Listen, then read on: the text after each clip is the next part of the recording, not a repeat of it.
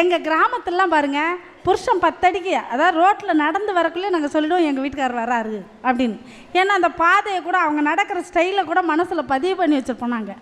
எங்கள் வீட்டுக்காரர் வர்றதை நான் எப்படி கண்டுபிடிப்பேன் தெரியுமா? சின்ன சின்ன ஜன்னல் வச்சு சிங்கார வீடு கட்டி சிங்கார வீட்டுக்குள்ள சிட்டு வந்து கூவுச்சுன்னா அது சிட்டுகளின் செல்லமல்ல என் செல்ல மச்சான் சத்தமாடி.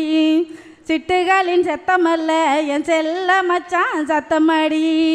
மாடி மேலே மாடி வச்சு மாடம் வச்ச வீடு கட்டி மாடம் வச்ச வீட்டுக்குள்ள மயில் வந்து கூவுச்சுன்னா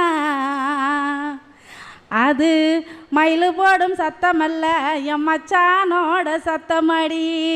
ஆமாமா ஆமாமா என் மச்சானோட சத்தமடி. அந்த மாதிரி கண்டுபிடிச்சிருவோங்க.